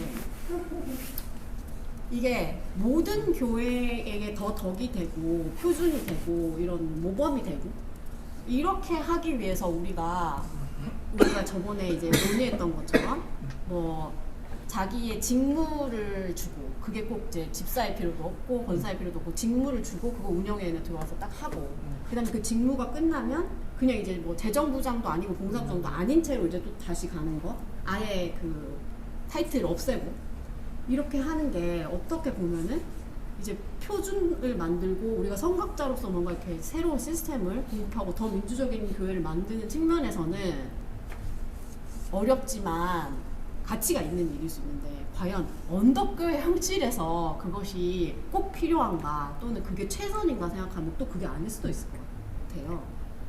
언덕교회 같이 작은 교회에서는 큰 교회에서는 오히려 그게 더 필요하고 갈등이 있어도 이제 밀어붙여야 될 필요가 있지만 과연 우리가 그렇게까지 가야 되나 그렇게 생각하면은 집사라는 이름이라도 주고 일을 시키는 게 맞지 않나 이런 생각이 현실적인 문제네. 제가 이제 처음 청원을 참석했는데 20주년도 다가오고 생각도 해보고 지금 드는 생각. 제가 언덕을 처음 왔을 때 되게 교회가 부흥을 하려면 조직적이잖아요. 조직이 있다가 오니 이게 교회 되겠나 싶었고 이순영 장로님의 이름을 딱 보고 저런 분이 계시니 군쯤 대간에 자연이 근데 이게 앞으로 가면서 저런 분만 있을지 않을 텐데 이게 교회가 오해지질 되지 않겠나 이런 생각이 들면서 또 한편으로는 확장되겠네. 예, 이렇게 되면 오히려 장점인 거야. 딱딱 나와보는 딱 이렇게 왔는데 오늘 이제 생각해 보는 게 뭐냐면 집사 뭐 장로 이게 진짜 굴레야. 벌써 지니까 너무 자유롭고 이 교회 오니까 마음대로 해도 그냥 용납돼서 너무 좋은데 오늘 생각하는 생각이 베드로 반석 그 고백 위에 그 교회가 세워졌잖아요. 그래서 우리 교회가 목회자님들이 계시니까 일단 믿음이 확장시키면 되면 믿음이 확장돼. 하나님에 대한 믿음에 그러니까 나는 오히려 우리 언덕교회 같은 교회가 확장돼야 된다고 봐. 정말 성장하고 양적으로 질적으로 확장해야 되는 게 분명한 사실이고 그렇게 나타나야 된다 본다면 믿음을 확장시키는 일에 열정을 다하고 믿음이 확장되면 지금 말씀하신 어느 파트를 맡아서 물러날 수도 있고 그러니까 은사가 그냥 드러난다고 봐요. 그러니까 믿음이 확장되면 성령님이 감동하여 그 사람이 잘하는 부분이 나오고 자발적으로 되어지고 분개되어지고 그러면서 뭐 직분이 이름은 여러 가지 있을 수 있겠지만 자연스럽게 그러니까 그리스도인으로 태어나게 되겠죠. 이게 확장되는 것이 부흥이 아닐까? 진짜 그러면서 그 수가 많아지고 그게 진짜 전 꿈꿔보는 거예요. 그래서 20주년을 맞아요. 그래서 오늘 성경 공부가 딱 가슴이 뛰는 거예요. 예, 시작된대. 우리 교회가 성경 좀 읽고 나누고 좋겠다 막 이런 마음이 그게 진짜 시작 오늘 딱 되는데 너무 감격스러운 거예요. 그래서 이런 하나하나 성경 말씀 속에서 그리스도가 발견되어지고 내 마음속에서 그리스도화 되어지고 확장되어지고 이것이 서로 눈 속에서 바라보고 거기서 은사가 나오고 그러면 우리 교회가 이런 꿈을 꿔봅니다. 근데 여기 한스 킹이라는 사람이 아까 말씀하시기를 제가 잘못 들었는지 모르는데 교세가 확장되는 것을 원하는 사람이라고 그랬잖아요. 네. 근데 실제로는 이 교회의 어떤 사역이나 이 조직이라는 것은 예수님 당시에 없었잖아요. 네, 맞아요. 사도 시대 때 들어오면서 이제 만들어진 제도잖아요. 그거는 이제 사람이 많아졌다는 것이죠. 예. 교세가 확장이 되고 모이는 사람이 많으니까 조직이 필요하고 같은 역할이 필요한 거잖아요. 근데 여기서 교회란 무엇인가 이러면 아까 저는 끝에 와서 들었었거든요. 결국은 우리가 봉사를 하는 것이다. 그죠? 예. 마지막에 교회란 봉사를 하는 것이다라고 기결되는 것 같아요. 거기에서 오늘날의 교회하고는 너무 차이가 많은 것 같아요. 근데 지금 또 한편 더 생각하면 우리가 코로나를 겪으면서 이 사람이 1970년대에 부르짖었던 그 교회란 무엇인가에 대한 것이 지금 다시 회귀가 되는 것 같아요. 코로나가 되면서 에릭 프롬과 같이 만인 제사장으로서 아마 에릭 프롬 같은 사람들은 이거 한스 킹이라는 사람하고는 입장이 좀 달라요. 제가 알기로는. 근데 많은 사역을 하고 많은 수의 교회가 늘어나는 거. 이 사람은 거기에 대한 문제점을 둔 거고 거기에 어떻게 우리가 조직적으로 그 사람이 갖고 있는 우두머리에 대해서 우리가 과연 제사장이 직분을 줄 것인가 말 것인가에 대한 이야기고 근데 지금은 우리가 그동안에는 범지구적인 이런 거를 눌렀을 때는 에릭 프롬이 맞거든요. 모든 사람들은 만인 제사장이다. 그래서 우리가 교회에서 많은 수를 하는 그거를 지도하는 어떤 조직적이고 체계적인 거를 우리가 따라갈 것이 아니라 각자가 자기의 삶에 있어서 자기 신앙을 갖고서 실천해 가는 거, 그것이 예를 들어보면 사랑이라고 그러거든요. 아까 어렵다고 그랬지만 그렇지만 그것이 우리 꿈이고 우리가 마지막에 도달해야 될 마지막에 피아니 아니겠어요? 그렇게 하라. 그것이 나는 옳다라고 생각을 했는데 아니 그게 아니라 이제 이분이 뭐 그런 잠깐만 거를 있어봐. 그렇게 생각을 했는데 지금은 어쩌면은 이 지금 교회란 무엇인가에 대해서 그동안 우리가 갖고 있던 뭐 만인 제사장적이고 그런 것보다는 다시 이 한스 킹이 원하는 교회로 되돌아온 것 같아요. 저기 코로나를 타면서. 근데 그런 게 뭐냐 그러면은 지금 미국이 갖고 있는 그런 파워라든가 세계가 갖고 있는 자국주의적인 거. 근데 이것도 역시 실제로는 자국주의인 거거든요. 어떤 질서를 갖고 우리가 교세를 확장시키고 이 교회에 있어서 그 예수님과는 상관없는 일이거든요. 사실은. 아니 그게 아니라 이제 제가 이해하기로는 이제 이 사람이 갖고 있는 여러 가지 생각 중에 이제 교세가 확장되는 것에 대해서 선호하는 그런 말이 있긴 하지만 책에 이 사람의 사상을 교세가 확장돼가지고 봉사를 더 많이 하는 것이 선이다 이렇게 주장하고 있지 않아요? 거기까지는 안 가요. 아니에요. 거기까지는 안 그냥 언급만 하고 그냥 그게 한 왜냐면 번 언급됐을 얘기하고 뿐. 싶은 건 그게 아니거든요. 포인트는 그게 네, 아니에요. 얘기하고 싶은 건 교회 내 이렇게 직분이란 문제, 그리고 우리가 교황을 인정할 것이냐의 문제. 그게 사실 그게 이제 이분이 교회란 무엇인가. 이 교회는 카톨릭 교회를 말하니까요. 네, 카톨릭 교회에 딱 초점을 맞추고 이렇게 쭉 얘기를. 그 했기 때문에. 얘기는 이제 맞습니다. 사실은 예, 그 말씀하신 게 사실은 한스킹이 얘기한 게 요만큼이라고 한다면 말씀하신 건 이제 요 관점에 사실은 말씀을 한 거죠. 그래서 그 교회 체계나 아니면 구조 이런 것들은 다 말씀하신 그 보편적인 사랑을 구현하기 위해서 이제 있는 건데 한스킹은 그 중에 이제 그러면 이거는 뭐냐? 그러니까 말씀하신 대로 이게 과연 그러니까 결국에 한스킹이 얘기하고 싶은 건 이게 과연 사랑이랑 관련이 있냐? 이 얘기를 하고 싶은 거죠. 크게 얘기하면 말씀하신 게 사실 맞아요. 그래서 이렇게 크게 보면 교회가 무엇을 해야 되느냐라고 보면 말씀하신 대로 우리가 그리스도의 사랑을 전하고 뭐 그게 이제 사실은 우리가 해야 될 중요한 얘기죠. 그리고 우리 개개인들이 사실은 받은 그거를 이제 나누기도 하고 실제 실천하고 그게 어떻게 보면 제일 중요한 그런 거죠. 이 사람이 정치도 그렇고 모든 사회라는 것이 교회라는 것도 그렇고 결국은 교회도 하나의 사회고 좁게 보면 정치적인 거잖아요. 예. 사람이 모여 있으면 조직이 필요하고 조직이 있으면 우리가 대통령한테 우리의 권리를 양도하듯이 교황한테도 그 카톨릭적인 입장에 있어서는 물론 예수님께서 그렇게 말씀하셨는지 안 하시는지 그것도 명확하지는 않잖아요, 사실은. 나중에 이야기가 나왔으니까.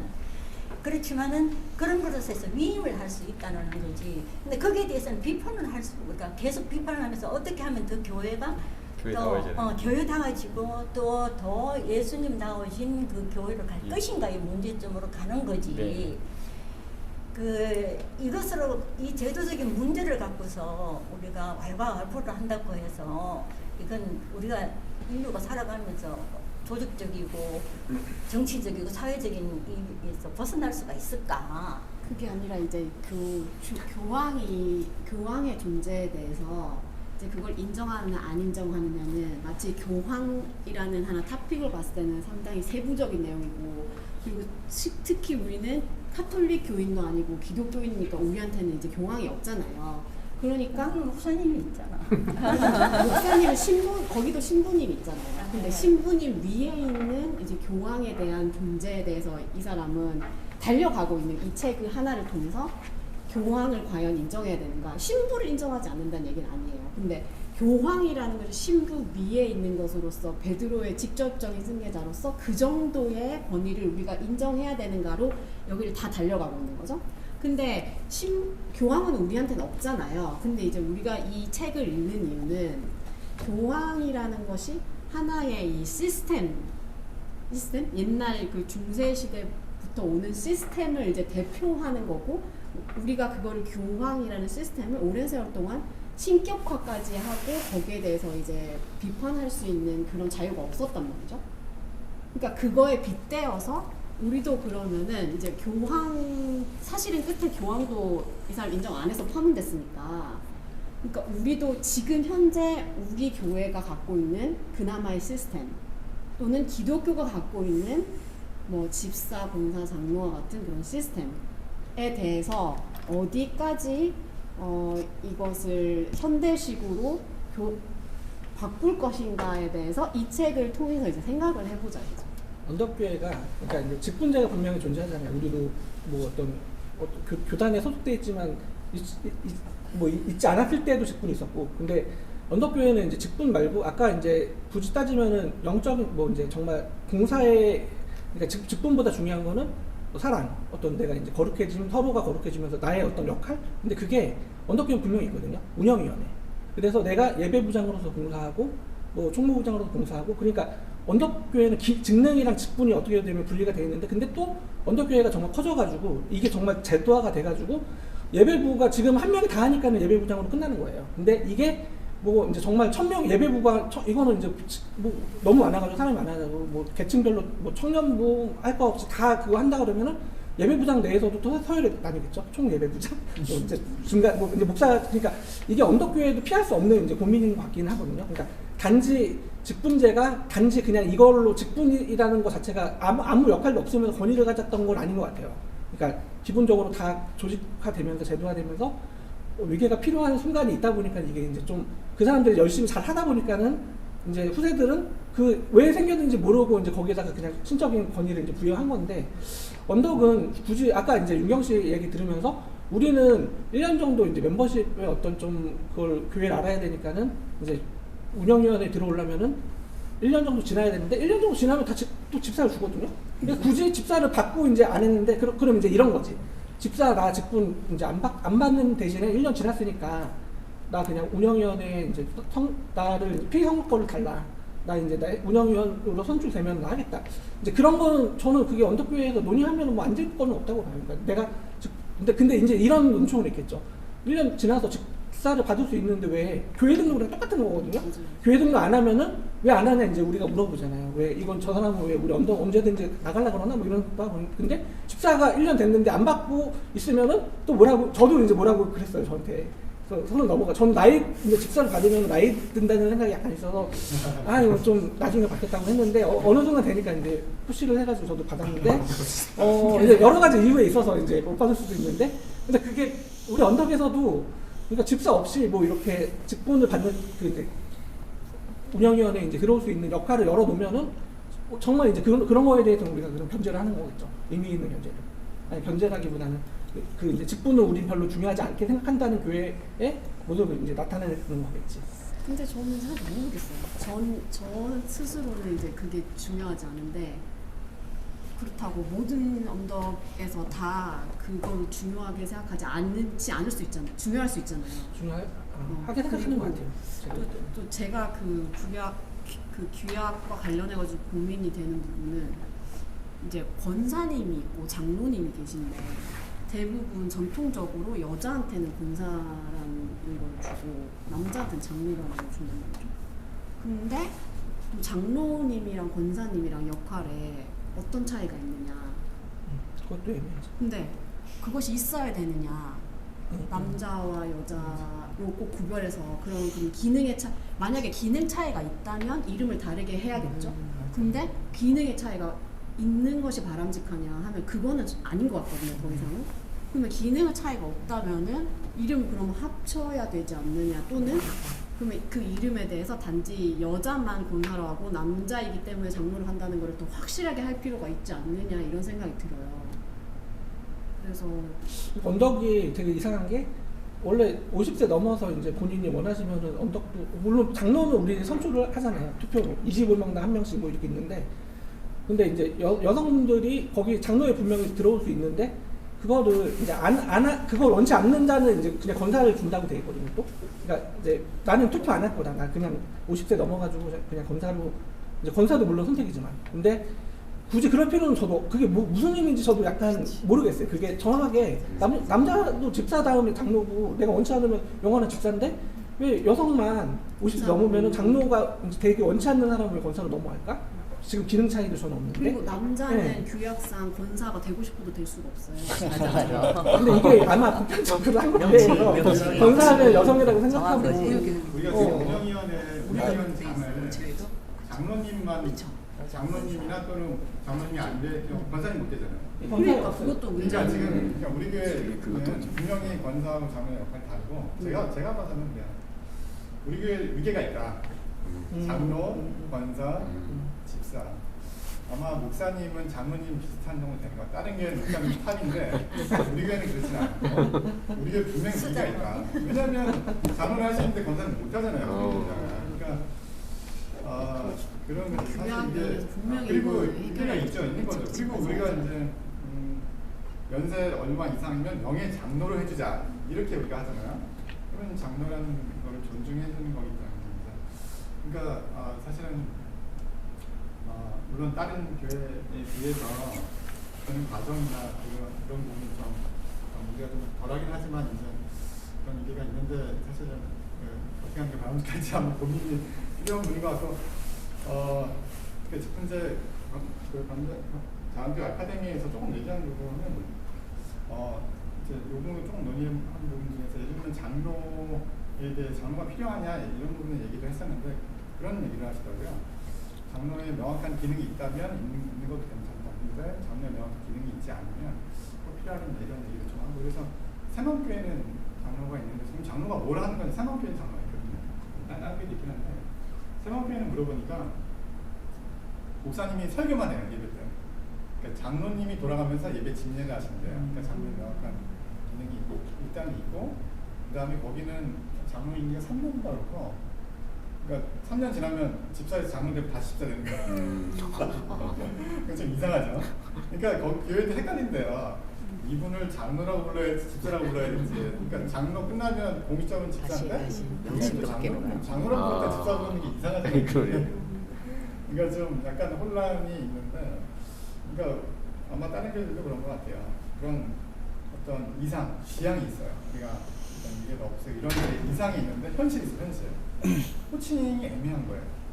그리고 호칭을 그야말로 그냥 처음부터 그랬으면 괜찮은데 집사장로를 부르다가 형제님, 자매님 이름 부르는 게 어색하기도 하고 익숙한 거를 저버리고 이게 약간 이제 한국적으로 약간 보자면은 만약에 내가 교회 생활을 이제 정말 열심히 다 알고 주변에서 직장에서도 알고 직장도 교회 다니는 사람이 있을 테니까 뭐 내가 이제 30년 정도 언덕교회를 다녔다는 걸 알아요. 근데 뭐 직분이 어떻게 되냐면 뭐 집사다 이러면은 이게 사회적인 뭐 명함이랑 똑같은 거예요. 내가 이 나이에 뭐 이제 대리 명함 안 들고 다니는 거예요. 보통 그냥 신교로 와도 가장 주거든요 회사에서. 그러니까 이게 약간 저는 이제 우리 교회는 그게 중요하다고 생각하는 사람 없을 것 같아요. 저는. 근데 장로 되고 싶어가지고 그게 약간 어떻게 보면은 어떤 교회이면은 이제 이 브랜드 있는 교회면은 원하잖아요. 뭐 내가 이 교회의 장로는 사회적 역할이에요. 그게 정말 어디 가서는 그런 건데 근데 언덕도 약간 별로 이걸 실제로 중요하진 않는데 역할이고 뭐 난 중요하지 않고 사회에서 내가 언덕 30년 다녔다고 다 알고 있는데 내가 13년 이상하잖아요. 내가 뭐 제대로 여기는 뭐 안 다니고 여기 뭔가 좀 소외되는 교회인가 뭐 이럴 수 있어 지금. 그런 것 때문에도 약간 그렇지 않나. 저는 이제 그래서 우리가 설계를 할 때 이런 것도 또 이런 거를 이제 놓치면 또 안 된다고 생각을 하거든요. 저는. 그리고 언덕교회가 네. 이제 새로 믿는 사람들도 우리가 오기를 원하지만 사실은 다른 교회에 계시다가 이제 오시거나 아니면은 가나안 교회인으로 계시다 오시는 분들도 많잖아요. 근데 이제 그 교회에서는 다들 장로님이라고 불렀는데 우리 교회 오셨는데 이제 연세 있으신데 우리 교회에서는 그걸 뭐라고? 장로님 캐. 장로 그러니까 문제는 그러니까 이게 우리가 습관적으로 또는 사회 아니야. 우리 그게 있어. 예, 있어요. 기억이 있어. 다른 교회 교회에서 있으면은 있다가 네. 오면은 그대로 불러드려. 그러니까 차라리 60 넘으면 그냥 다 장모님이라고 불러드리고 운영위원장은 역할에 따라서 주는 방법. 그래서 이제 지금 직분 근데, 규약 개정이 근데 그걸 하면 성경적이지는 않지. 근데 저 같은 경우가 저 권사가 이게 굉장히 짐이에요. 정말로. 근데 여기 안 한다고 그랬어요. 근데 어차피 불려질 거니까 그냥 순응한 거거든. 그러면 내 머릿속에는 우리 이미 탑습되어져 있는 장로, 목사 다 벌써 이게 딱 고정이 돼 있어. 그래서 말마다 하나 저렇게 되는 거고. 그래서 원하는 사람 저렇게 될까봐 원치 않는 남편 지민력 있는 사람.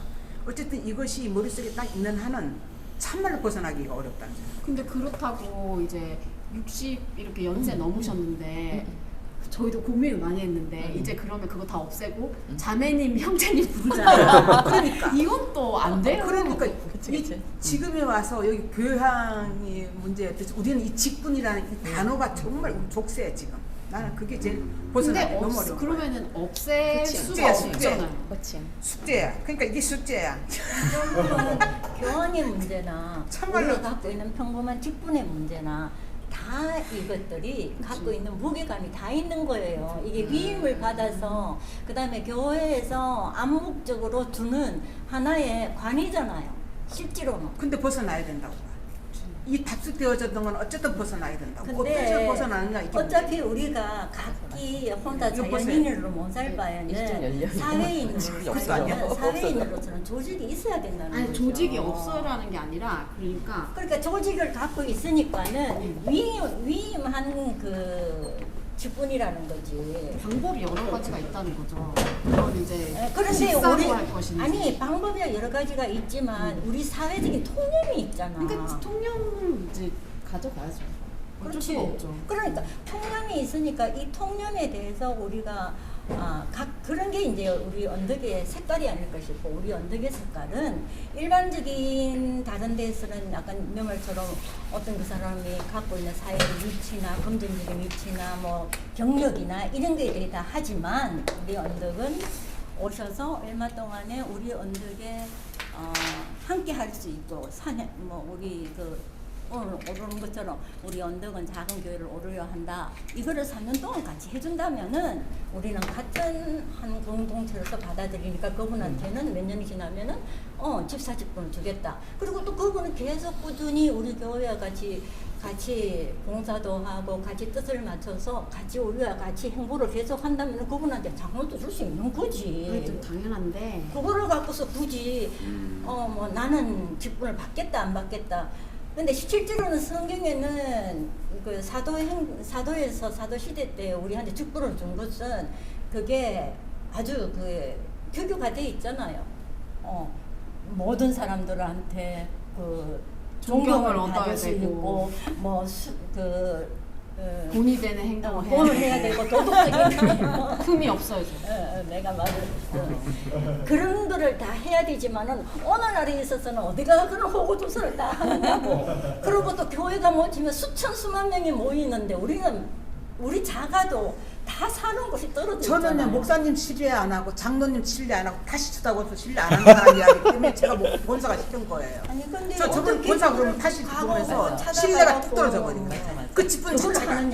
그래서 제가 싫어. 받아들이는 것보다는 열띤 논쟁을 지금 추락, 직분이 완전 추락돼 있다니까 세상 사람한테서는. 우리 그러면은 이제 구약개정위원회를 보면 사만이라고 할까요? 아니 당분간은 우리 본래대로 가면서 차츰차츰 우리 자신 안에서 이 직분에 정화 대해 능력을 아니 스스로 직분에 대해서 내려놓고 이게 부끄러운 줄 알고 이걸 자각해 가면서 서서히 이제 이것도 준비 단계니까 그게 중요하지 않을까. 하루아침에 뭐 형식이 그렇게 중요하겠어요?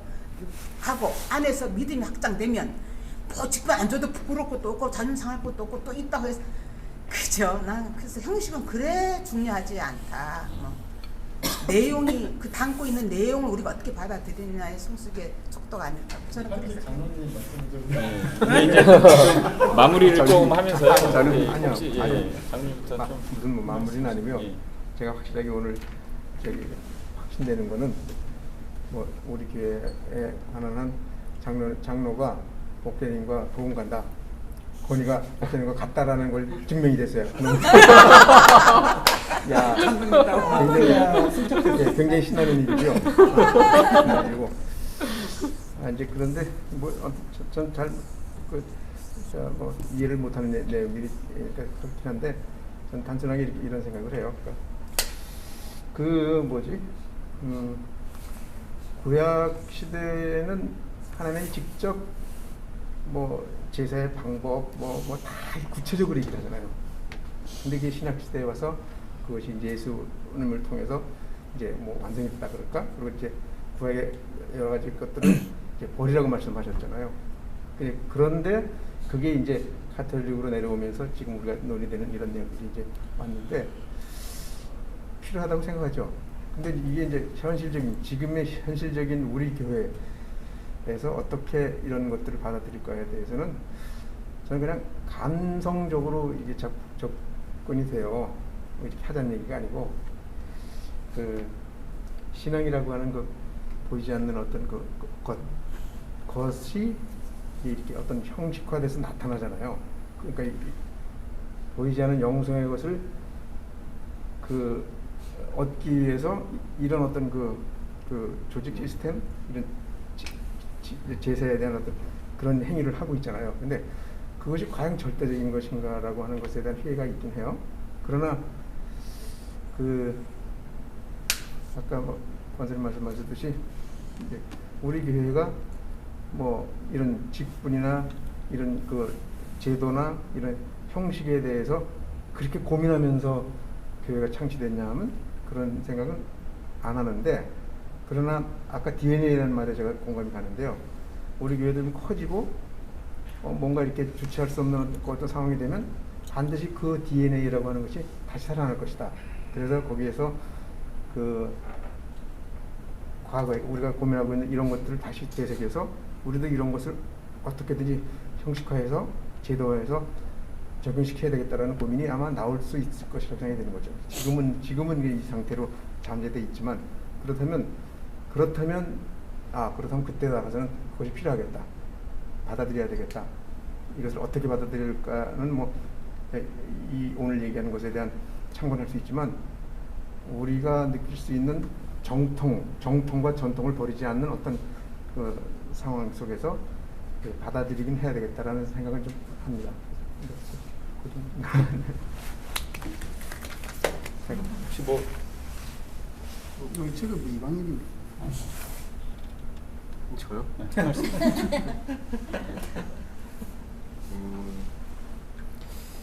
저 같은 경우는 일단은 저희 언덕이 좀 커졌으면 좋겠고요. 예. 지금 이제 장로님이 얘기하셨듯이 그런 고민을 좀 해볼 수 있는 교회가 됐으면 좋겠어요. 예. 지금 이 상태에서 이렇게 뭐 많은 얘기들을 했는데, 이런 뭐 직분이라든지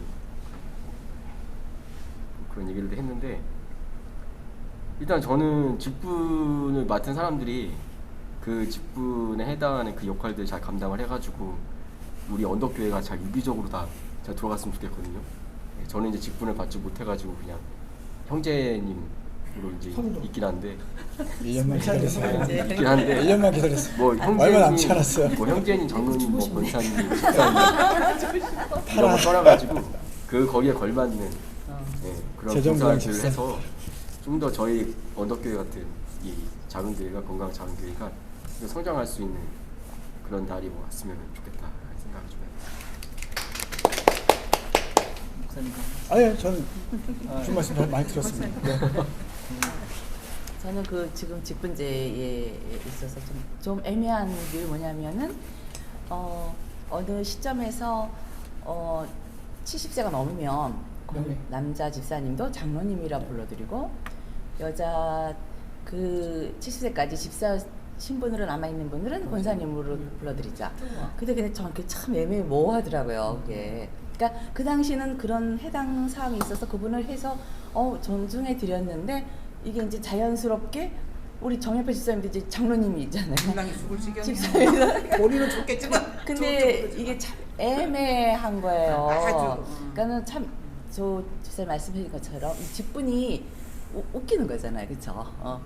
지금 보면은 그것도 규약위원회에서 잘 해서 정말 확 불러드리려면 언덕교회는 그런 전통이 있다. 그래서 그동안에 다니셨기 때문에 불러드리고, 지금 우리 정연필 집사님이 더 친밀하지 장로님 하면 서로 어색한 거예요. 근데 그런 민망한, 부분. 민망한. 깨끗하게 정리가 되고 네, 한번 정리를 하면. 교회에서 직분뿐만이 아니고 평신도 중심의 이제 예배 강화이기 때문에 우리가 지금 이제 목회자만 할 수 있었던 게 있었다면은 그걸 돌아보면서 모든 평신도한테 뭐 지금 뭐 여러 가지 나왔지만 설교는 이미 하고 있고 뭐 성장 집내 실제로 뭐 보조 역할이 아니고 직접 하는 거에 대해서도 이제 우리가 한번 개혁을 해보자. 그래서 이제 그러면 이제 여기 교회랑 무엇인가에 나오는 일반 성도직이 다 되시는 거예요. 그래서 이제 그렇게 생각하고 있죠. 왜 우리가 미스 하듯이 결혼하고 나면 여자들하고 할아버지라고 부르고 손자 보면 할아버지라고 그러듯이 뭐 집사님 또 아니, 어리 계시면 그건 맞는데요. 따라서 우리가 왜 권사님, 시간을 정하고 장로님 그건 나중에. 나중에 뭐 우리가 또 생각이고. 오프스 레코드로 지금 다 녹음되고 있어요. 다 녹음되고 있기 때문에 유튜브에 다 방송돼. 미리 말씀을 드렸어야 되는데 제가 늦게 말씀드려서 죄송합니다. 그럼 가만히 있을 걸. 예, 한번 마지막으로 정리. 그 저희 교회는 진짜 그 직분에 대한 기존에 갖고 있는 답을 싹 없어질 정도로 이제 그 내용도 좀 충실하고 우리 마음가짐도 그렇게 가지도록 하면 연연에 생각하는 직분이 아닌 거예요. 그렇게 예, 했으면 감사하겠습니다.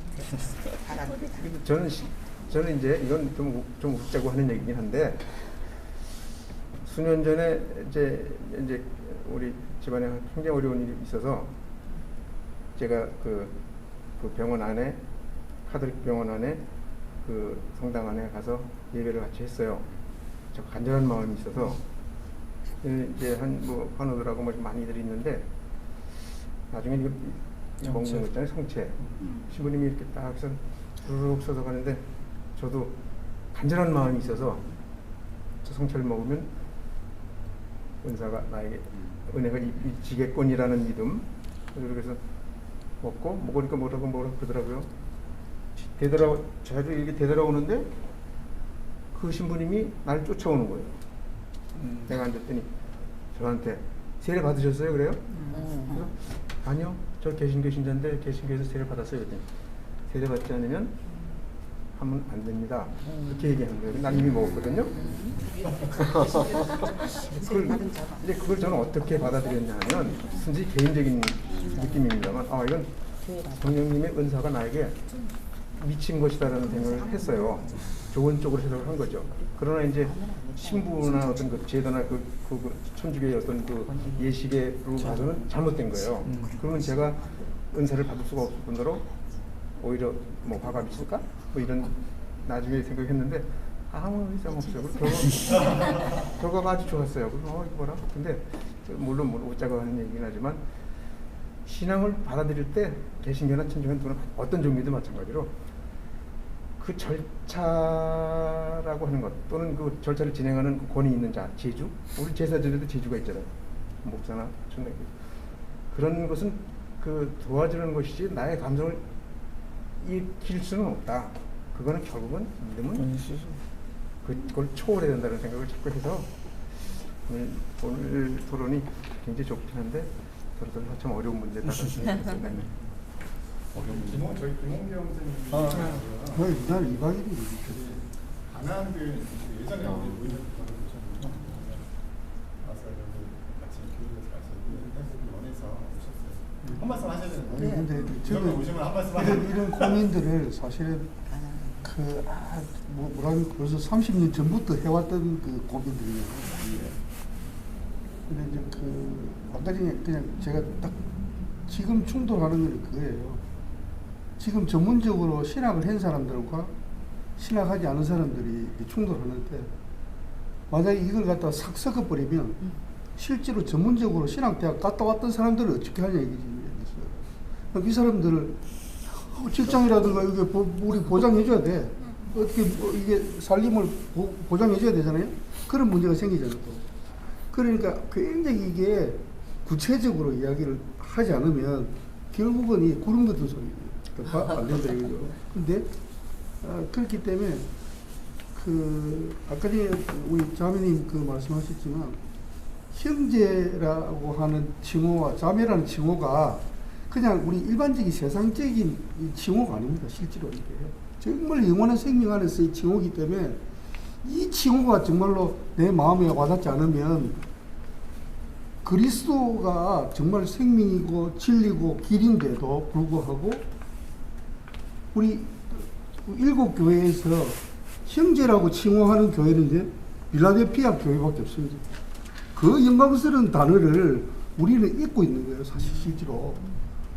그렇기 때문에 아까 우리 형제님 뭐 부흥되는 거 이야기했잖아요. 우리가 전투력으로 준비되지 않으면, 그 말씀으로 준비되지 않으면 부흥에 지금 세상에 부흥된 교회 얼마나 많습니까? 근데 다 문제투성이잖아요. 그거는 우리의 기준이 아니라니까요. 그 기준이 아니고, 기준은 지금 여기서 정말로 본질적으로 어떻게 우리가 이게 회복돼 갈 것이, 회복은 사실은 생명이 이게 기준이거든요. 생명이 기준이기 때문에 이제 우리 부차적인 거 있잖아요. 뭐 어떻게 뭐 아까 어떤 위원회에서 어떻게 뭐 권사님의 칭호를 주고, 장로 형제님이 어떻습니까? 권사 자매님이 어때? 그죠? 근데 그 영안에서의 어떤 우리가 과거에 이렇게 이게 종교에 찌들려 왔던 그 개념에서 벗어나지 않으면 실제로 이게 요렇게 해도 문제가 될 것 같고 저렇게 해도 문제가 될 것 같거든요. 기준은 성경에 있다니까요. 성경에. 그걸 자꾸 벗어나서 우리 지혜를 자꾸 짜내고 하니까 이상하게 여기로 가도 불안하고 저기로 가도 불안하고 그런 느낌인 거예요. 그래서 제가 사실은 이방인이기 때문에 사실은 뭐 그냥 참관자로 왔잖아요. 그지? 그래서 저 안에도 왜 제가 가난한 성도로 남아있는가, 그거는 정말로 막 이게 성경을 붙들고 고민하는 이게 사실 그리스도의 몸이 돼야 되는데, 그거는 이미 그리스도의 몸인 교회에 대해서 이미 에베소서라든가 이런 데는 굉장히 깊이 다뤄져가 있거든요. 사도 바울이 고민했잖아요. 막 고린도전서에서 또 왜 너희들이 뭐 눈 보고 귀가 필요 없다고 뭐 이런 말씀 있잖아요. 다 생명 안에서는 똑같아요. 그냥 우리 장로 형제님이든 뭐 오래된 권사님이든 나이가 기준을 이렇게 칭하자 이게 아니라니까요. 정말로 제가 처음 했던 그 형제 영국의 브루도프에서 봤던 그 장로 형제님들 권사님들 봤을 때는 그냥 보기만 해도 그냥 그런 영적인 느낌이 확 오잖아요. 그렇게 돼야 된다고. 이제 그게 사실은 우리가 지향점 아까 전에 성성성이랬어요. 그건. 네. 이게 어떤 칭호 이런 거는 그냥 이게 어떤 그 단순한 어떤 뭐라 해야 됩니까? 어떤 그 형식적인 것이지 실제로 여기에 목매이는 건 아니라고 보거든요. 그래서 좀 더 이런 부분에서 참 이게 치열하게 사실은 좀 기도하고 고민해야 된다고 봅니다. 실제로. 그럴 때만이 좀 뭐랄까 우리가 사실은 이 언덕교회 같은 경우 굉장히 귀하잖아요. 진짜 이런 교회도 정말 귀한데 이런 교회가 어떤 뭐 그냥 아까 제가 말했던 세상적인 거 그냥 저는 이런 생각이 들어요. 아버지 어머니는 무슨 자격이 있어서 아버지 어머니가 된 게 아니라니까요. 그냥 생명이 있기 때문에 아버지 엄마가 된 거잖아요. 우리가 뭐 그 사람이 무슨 뭐 지식이 많고 이래서 된 거 아니잖아요. 그렇듯이 그리스도의 몸인 교회도 그 생명이 이렇게 막 영안에서 이렇게 느껴질 때 이게 생명의 질서가 잡힌다니까요. 그게 우리가 고민할 거 하나도 없어요. 진짜 그냥 이게 믿음 안에서 이렇게 같이 공동체에서 생활하다 보면 어떠한 형제님 앞에 가든 어떠한 자매님 앞에 가든 그게 확 느껴진다니까요. 그냥 같이 이 생활하다 보면 그게 생명 안에서 이루어지는 질서라 보거든요. 우리 형식적인 질서 이건 아무 의미가 없다는 거예요. 결국 그건 사고 터집니다. 그래서 빌라델피아 교회에서 이야기할 때 절대로 너가 라오디게아로 떨어지지 마라. 딱 그렇게 경고하잖아요. 그런 게 저는 성경에서 말씀하는 핵심이라고 보는 거예요. 그래서 사실 이방인으로서 이런 말을 하기가 사실은 좀 두려워요. 있는 사람이 보이면 다 교회라고 하는. 기도하고 마무리하시죠. 시간이 굉장히 많이 흘러가지고 주기도문하고 마무리 짓도록 하겠습니다. 하늘의 주의 아버지여 이름이 거룩히 여겨주시오며 나라의 마옵시며 뜻이 하늘에 있는 것 같이 땅에서 이루어지이다. 오늘 우리에게 용한 양식을 주시고 우리가 우리에게 지어진 죄를 사하는 것 같이 우리 죄를 사하여 주시고 우리가 시험에 들게 하지 마시고 선한 것을 다옵소서. 감사합니다.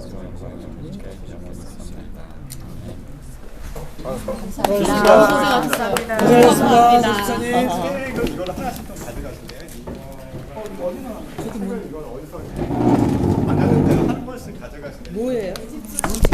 아 어디 가족 저기 저도 하나만. 가져가시고요.